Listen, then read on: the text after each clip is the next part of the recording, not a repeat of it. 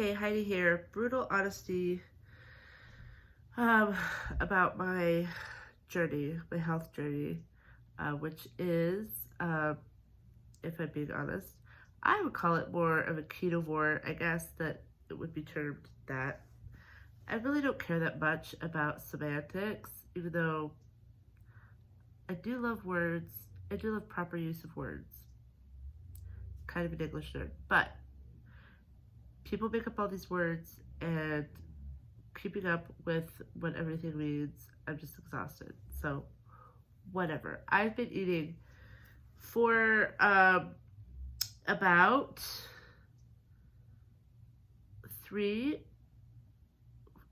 it's been almost a month. Wow, about 3.5 weeks have been eating primarily meat-based diet, okay? I have had occasional other things like blueberries. God, what else have I had that's not animal based? Well, I can't really think of anything now. I think the only thing I have in my house right now that's not animal based is blueberries. I'm mostly trying to stay carnivore. I am. But there's a few occasions that I just need to diversify. I don't know. I don't know if I'm ever going to be completely 100% strict carnivore. I kind of feel like I will, or I'll have like months of just doing beef or just doing sardines or something. Like, I probably will. But like right now, easing into this thing, I did keto previously several years ago, and I was just kind of desperate this summer to, God, do anything that was going to help me get back on track, just lose some weight, lose inflammation, gain energy, gain clarity. So, I was kind of trying to get back on keto, fell into the carnivore universe like sinkhole, complete. Like, it's so deep. It's so deep. There's just so much to learn, and so many people with so many stories. It's ridiculous. It's like I really do feel like it's a movement, complete movement. And so far, it's like mostly positive. I mean, there's definitely people who poo-poo it, but as far as I could see, those people haven't tried it and don't have actual like evidence or experience to back up their negative claims, whatever. But all the people with positive claims seem to have a lot of experience and pictures and like evidence, numbers, facts that are like, all of it is anecdotal. There's not all these official studies, but I mean, maybe there are, but most of what I've seen is anecdotal. However, it's a massive amount of anecdotal evidence that it's really hard to deny. So anyway, my point being, I have been trying to mostly go meat-based since I kind of fell into that YouTube vortex of all of those people and all of those stories. So here I am, about a month later, from doing that, from starting the very low carb, and I'm kind of just still easing into it. I did have some troubles with the oxalates, I think, and I think it's been a lot slower going for me. Probably because I have, well, I'm a school teacher, so when that started, I like, everything just slows down. The world speeds up, but anything else you're trying to do besides school slows down. Like, gets pushed away. I still continue to eat meat exclusively, except for 3 times that I slipped and ate food offered, food available that was not carnivore, it's not keto, there wasn't anything good. It was bad stuff. Um, I try to give myself grace for these things because, I think it's a journey, and I think that, especially given my history, um, perfection is not going to be instantaneous. I don't think perfection is instantaneous for any of us. I do think different things are easier for different people for different reasons, but everybody has their struggles. And, we are all just human beings, imperfect, hopeful human beings walking this planet. So I am trying to not be like, oh, dang, I slipped up, now I'm starting over, and blah, blah, blah.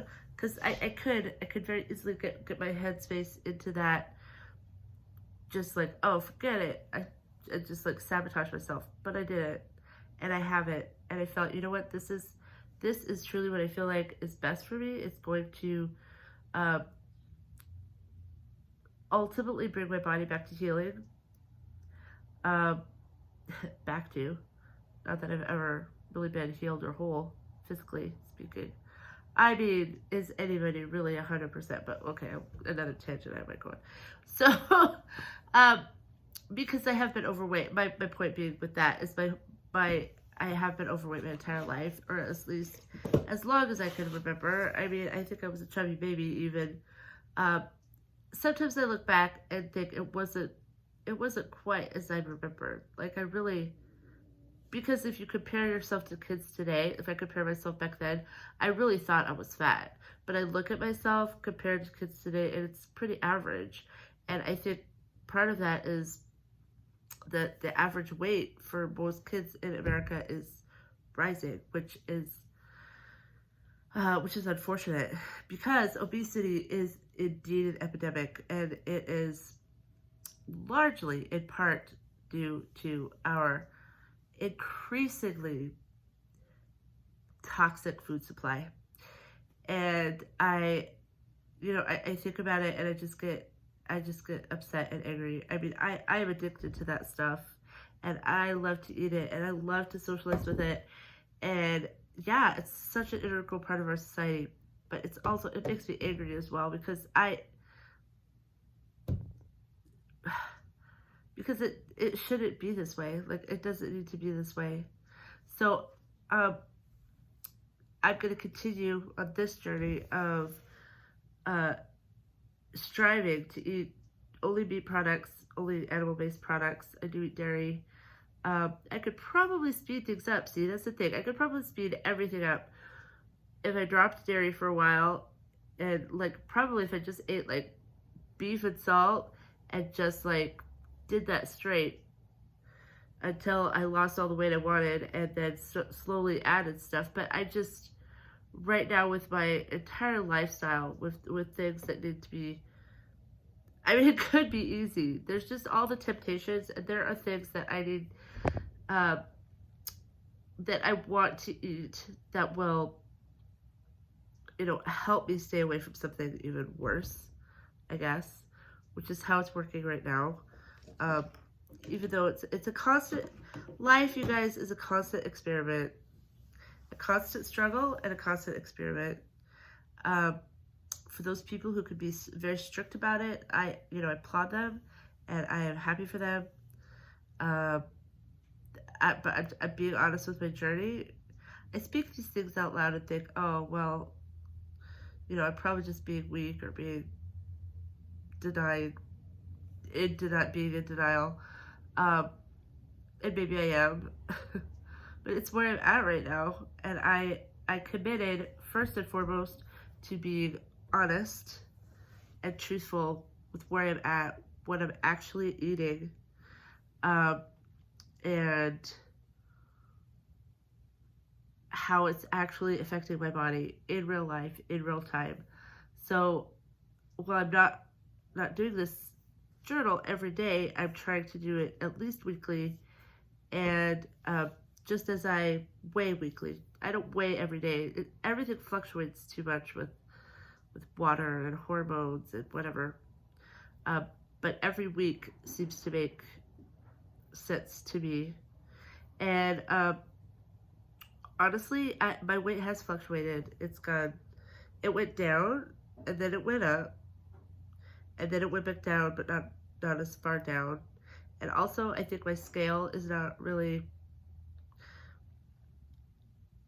accurate sometimes. I don't even know. I should probably go to a doctor's office and go get weighed on their scale. But I'm not even sure that my little bathroom scale is like rated for as heavy as I am anyway.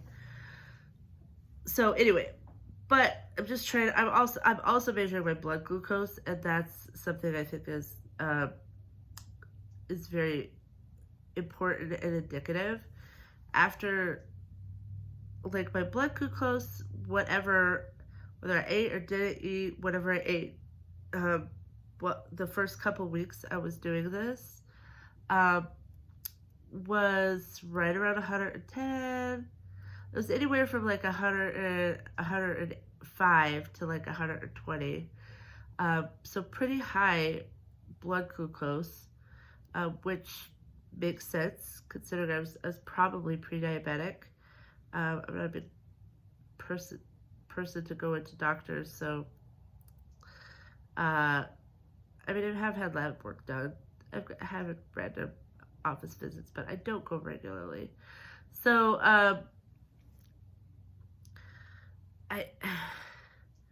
but I do measure my blood glucose, I guess was my point about that. And I have seen it consistently kind of falling down, in the mornings when you have that glucose rush in the morning. It has been around 100, and usually after I eat in the evenings or after I eat, it goes down because I'm eating meat, fat. So it tends to go down after I eat. And so the lowest I've documented so far has been 89. So it's going down. Like, I could tell my blood sugar is going down. There's a lot of sugar in my system that needs to get out. I mean, let's just be real. It's built up sugars for thousands of years, not thousands, I'm not that old. Built up sugars from many, many years of a lot of sugar crap. So I don't know. And also, how long does it take our blood to recycle? Maybe it doesn't. I would have to actually get new blood. I don't know how that works. Sorry, that was the tangent in my head. Anyway, I could see some changes. I feel today, and I have felt at times more energetic, more focused, more motivated to do things. I did get sick. I'm going to be totally honest there too. I was hoping that my immune system would be perfect and I would never get sick again. But I did. Being back in the land of 1,000 germs, aka public school, I picked it up. My immune system was, what it normally is, and I got sick. So it hasn't been horrific. I mean, it was just kind of a normal sinus-ish infection, cold, just a normal cold. And 2 days just really taking it easy, not doing much, not eating much, just drinking a lot of fluids. I think the electrolytes actually helped because I've been getting into electrolytes, just drinking a lot of electrolytes lately. So I think the electrolytes actually helped me get better faster. Back at work today. Anyway, my point being, this is where I'm at in my journey. As of today, documented loss of 5 pounds. And yeah, so I want to continue just documenting this and seeing as I continue this, if my body changes, if my, how I feel, other things change. It's been slow for me. I'll be totally honest about that. But for some people, I've read that it can be slow, and also like um, dietarily, I'm taking it slow, and I kind of did that for a reason, because with all the overwhelmingness of my job, just fast tracking it and then fast tracking all of the detox symptoms, just it wasn't going to work for me. I mean, I am on when I'm a music teacher. We don't have breaks. We don't sit a lot, and we don't we're on. There's no just sitting at our desk and letting the kids do a worksheet or something. No, that's not how I teach. Um, you know, it's completely doing the activities all day with the kids. So, um, directing the activities, direct instruction. So it's not, it's not like something I could just sit down and I have a headache, do your work. I can't do that. So I can't be managing a lot of sudden detox symptoms in my day-to-day at this time. So it's the slow going for me. It's the slow path. So here we are. I guess I'm very tangential, but it's just the next installment on my journal here, my journey of carnivore, ketovore, uh, truly changing my lifestyle and way of eating, and to find out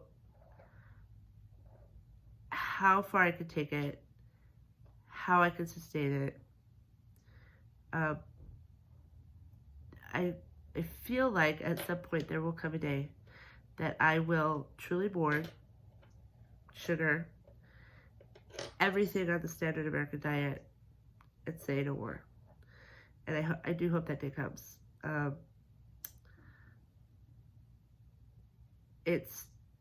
There's a lot of emotional work to do, I think. A lot of emotional work to do surrounding that. I don't know if I'm the only person that has all of this emotional baggage with standard American diet that is tied into grief, family members, memories, lots of stuff. And how our brain has, my brain, I'll just talk about myself, how my brain has connected the flavors, the smells, the sensations with truly necessary human emotions, love, acceptance, joy,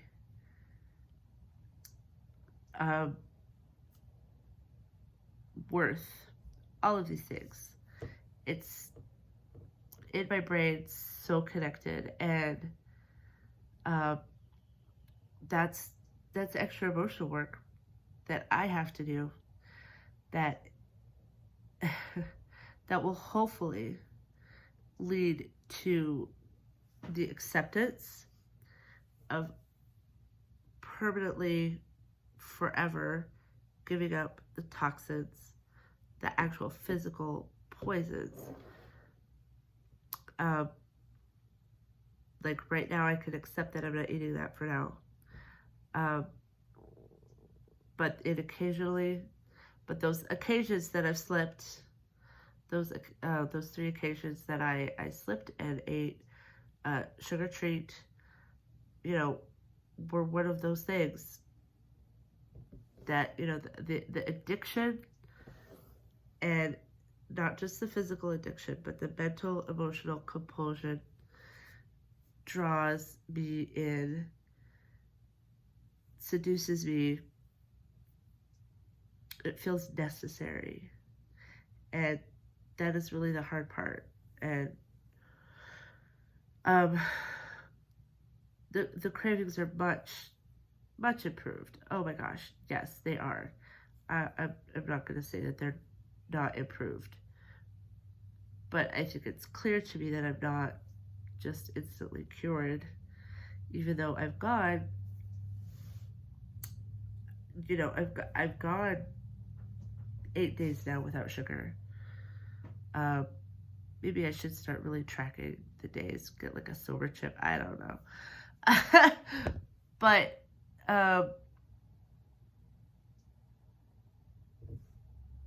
I've gone that time, and so I'm not craving sugar the way I would be if I was just eating regular. The way I would be like, oh, I had my dinner now. I really want to eat like 20 cupcakes. Okay. Um, or something like that. I I don't have that, but the social situations are harder. Um, yeah. Anyway, I guess it's time to close. I'm just kind of things are coming up, realizations happening. It's all good, and I just want to continue to track this for myself and for anybody else that thinks um, that might connect and understand with